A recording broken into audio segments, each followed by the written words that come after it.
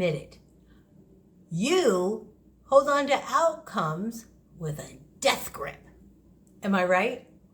Does it feel like you're in control of your destiny when you try to orchestrate, delegate, and mediate every detail of your life and your loved ones, or it just may implode on you if you don't? Does order and expectation give you comfort? And does it make you feel safe in your body when there are no surprises?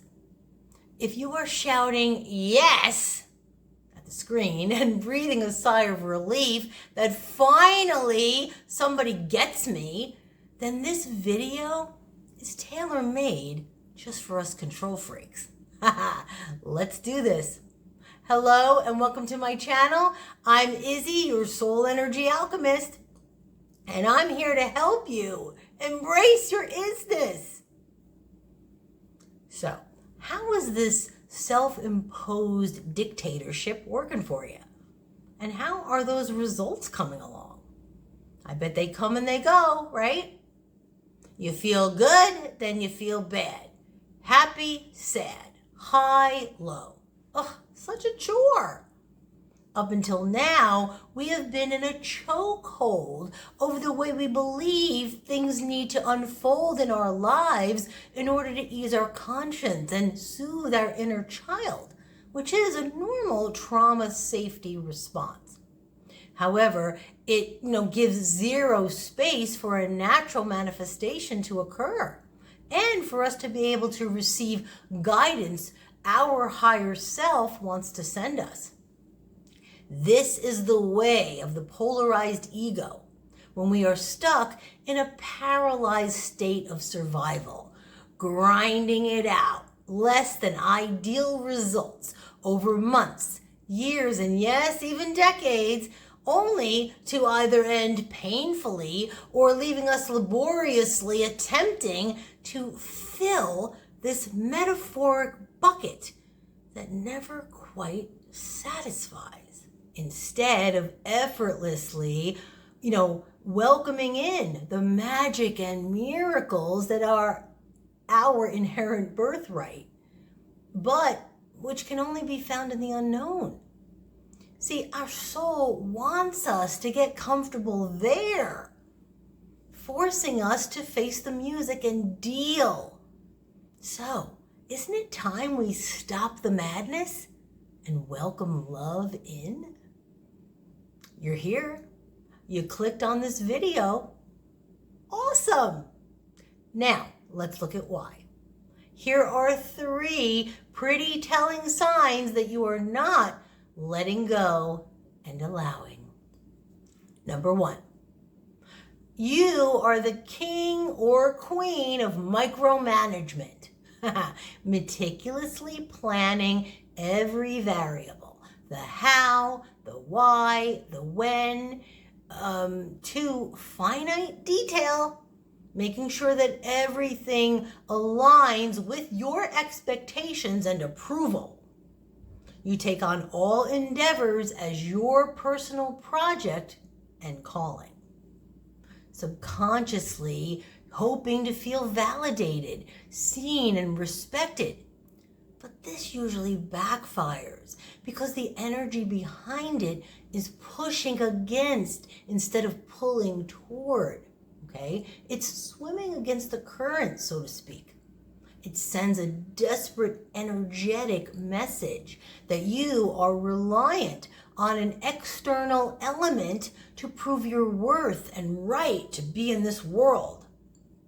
Then, as the ego does, when things don't go as planned, you are completely outraged and defeated that after all the work and effort, you have invested into someone or something, now has the nerve to betray you. We choose such accusatory words when we can't express our pain in a healthy way. Your trigger points are extremely defensive, and you guard them with your life. Some of us grew up in an unstable environment in which we felt safer when we could determine how things would look if we managed the toxicity of our environment. The ultimate game of chess, exhausting yourself with strategic moves through the lens of a false sense of control. Not understanding that the more we can consciously let go of such control, the more in control we actually feel, because we are free. And freedom is unconditionally loving yourself and unattaching you to everything else. Now, on the flip side, micromanaging can be useful in the workplace or in situations where there is a genuine intention for a collective well-being, okay? As a parent, there can be a blurred line between giving your children proper guidance, while offering them some independence as they grow. My daughter has terrible time management skills. She around? She will not quarterback for the NFL anytime soon. And so when she was younger, we had to step in and redirect her a good portion of the time, which became difficult to balance when she was ready to spread her wings more. But for us, it got better over time, and with maturity on her part. We were able to give her more room to expand and blossom into her own. But you need to really come to terms with how you are micromanaging in your life and how it is serving you. Number 2, constantly worrying about every move and feeling as though everything needs an immediate action or else. If you are excessively preoccupied with the results and compulsivity to look busy, and you can't be be in the present moment while enjoying the creative and transformative process, you're extremely missing out on the point. Each moment is an opportunity to get to know yourself as a soul. And so when that is clouded by the filters of the fractured ego, then it becomes a difficult barrier to penetrate. See, micromanagement is a subconscious preemptive strike to avoid the feeling of being out of control, whereas worrying is an emotional response attempting to maintain that control, both of which are fear, that keeps us in a cycle of, not letting go and trusting in our path, thinking we need to do in order to have, but we spend no time on the being. And the being, it must be first. The other two are secondary. The being is the place of surrender. Surrender to what is happening in the present moment, as if we chose it ourselves, even if it sucks big time. See, everything is happening for a reason, even if we cannot see it in our reality right now. It doesn't mean we don't take action, but we do that from our open, expanded heart space, a willingness to be okay with not knowing. You're just following impulses that feel right in your body, okay? That's the light post. And if you're unsure how to move forward, just be and listen. Listen.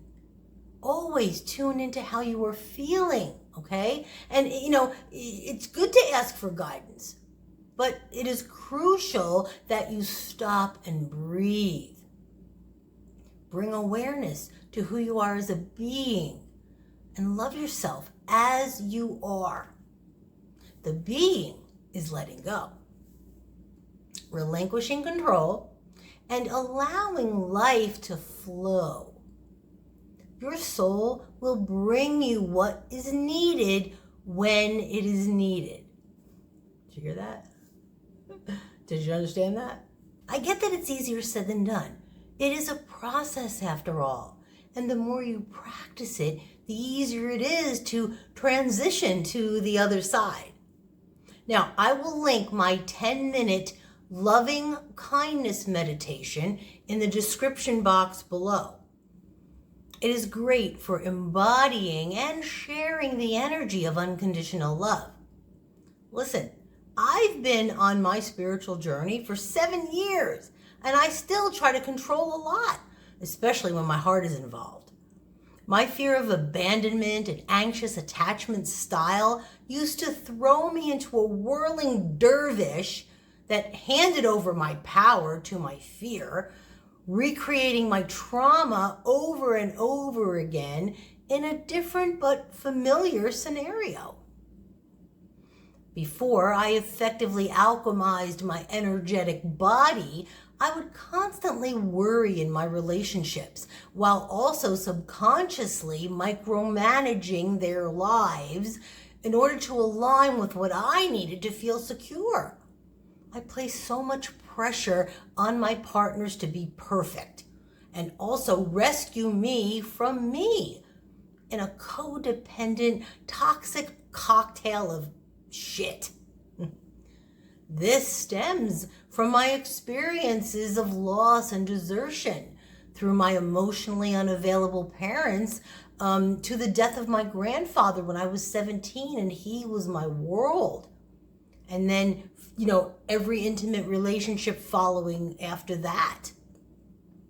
This is, a prime example of the spiral of fear-based energy that is regurgitated until it is acknowledged, accepted, and at the same time taken off its pedestal. Which brings us to number 3. We place our desires on a pedestal, putting them in an unreachable, unsatisfying position of power and separation. However, we are doing this intentionally. Why? On a subconscious level, it reaffirms our lack of self-love and what it is we believe we deserve. A reliable, lifelong, ingrained belief system reflecting, an outcome of our needs not being met.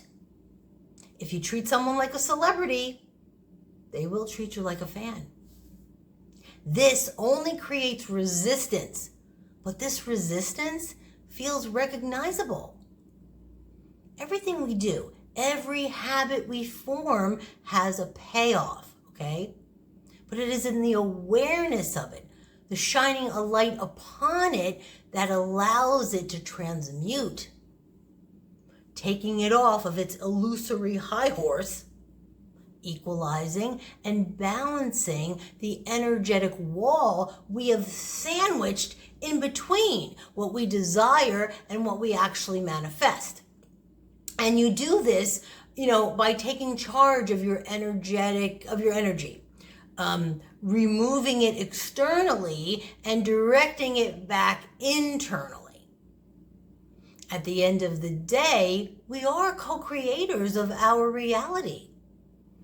As a soul, we work in tandem with the universe as energetic bodies responding off of one another.